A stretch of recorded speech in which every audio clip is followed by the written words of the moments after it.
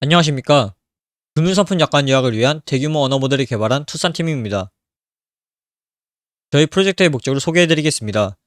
주식, 채권부터 콜옵션, 풋옵션, CDS, CDO, ETF까지 다양한 기초상품과 그에 따른 파생상품이 존재합니다. 이러한 금융상품들은 큰 범주에서는 분류가 되지만 세부적인 조항, 기초상품 등에 따라 그 특성과 리스크가 달라지기도 하며 심지어 이전에는 없었던 새로운 종류의 금융상품이 판매되기도 합니다.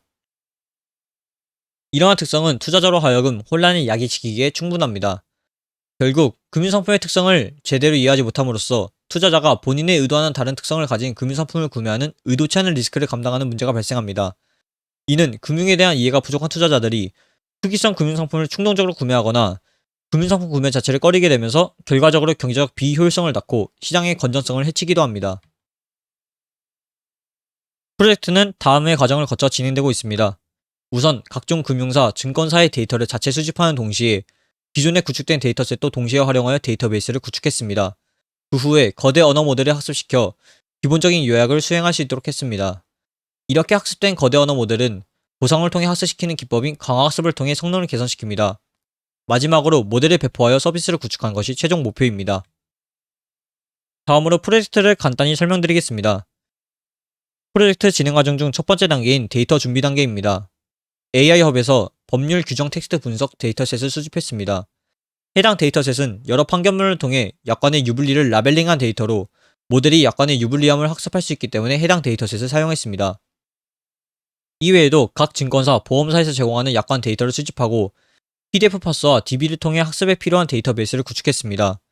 이렇게 두 가지 방법을 통해 수집된 데이터를 네이버 클럽에서 제공하는 서머리 API와 GPT 3.5를 통해 라벨링 데이터를 생성했습니다. 사용한 언어 모델입니다. 대부분의 대규모 언어 모델의 단점 중 하나는 계산량의 한계로 인해 모델이 읽을 수 있는 텍스트의 길이가 짧다는 것입니다. 그렇기 때문에 매우 긴 텍스트로 된 약관을 효과적으로 이해하고 요약을 생성하는 것은 어려운 일입니다. 저희는 대규모 언어 모델이 이 긴 텍스트를 이해할 수 있도록 하기 위해 계산량을 효과적으로 줄여 보다 긴 텍스트를 이해할 수 있도록 하는 모델인 롱T5를 사용해 이를 해결했습니다. 원래 대규모 언어 모델은 이 행렬 전체를 계산해야 했지만 롱T5는 이 표시된 파란 부분만 계산하면 되기 때문에 계산량이 크게 줄어듭니다. 저희는 앞서 구축한 데이터셋을 모델에 학습시켜 다음과 같은 결과를 얻었습니다. 블루스코어는 언어 모델에서 생성하는 결과물과 정답에 해당하는 결과물을 비교하여 그 정도를 나타낸 것으로 점수가 1에 가까울수록 모델이 생성한 결과물이 정답에 근접한다고 볼 수 있습니다. 화면의 오른쪽 블루스코어 표를 보시면 1에 근접한 결과물이 상대적으로 적은 걸 볼 수 있습니다. 왼쪽의 로스표를 보아 모델의 학습 자체는 효과적으로 진행되었으나 오른쪽의 블루스코어 표를 보시면 여전히 그리 좋지 못한 성능을 가지고 있음을 알 수 있습니다. 이렇게 처음 딥러닝 모델을 학습시키고 저희는 다음과 같은 문제점들을 확인했습니다. 먼저 학습이 완료되었음에도 여전히 딥러닝 모델은 금융상품의 일반화된 지식과 개별적 특성을 거의 이해하지 못하고 있었으며 어떤 정보가 유용하고 중요한 정보인지 구분하기 어려워했습니다. 또 정제된 데이터에 대해서만 학습을 했기 때문에 추후에 정제되지 않은 실제 데이터가 들어왔을 때 잘 대처하지 못할 가능성이 있습니다.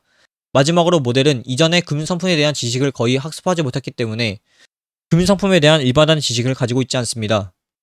그래서 저희는 강화학습을 통해 문제에 접근하기로 했습니다. 강화학습은 다음과 같은 방법으로 진행했습니다. 우선 저희 라벨러들은 사람의 관점에서 개별 요약의 품질에 따른 라벨링 점수를 부여합니다. 그 후 보상을 산출하는 보상 모델이 라벨링 데이터를 학습합니다. 마지막으로 요약 언어 모델이 생성한 요약을 보상 모델이 평가하고 보상을 산출하여 이를 바탕으로 요약 모델을 학습시킵니다. 저희의 기대 목표는 먼저 개별 투자자들이 직면한 여러 금융시장에 대한 진입장벽을 없애는 것입니다. 그리고 이를 바탕으로 합리적인 금융투자와 금융시장의 건전성 획득에 도움을 주는 것입니다. 레퍼런스는 다음과 같습니다.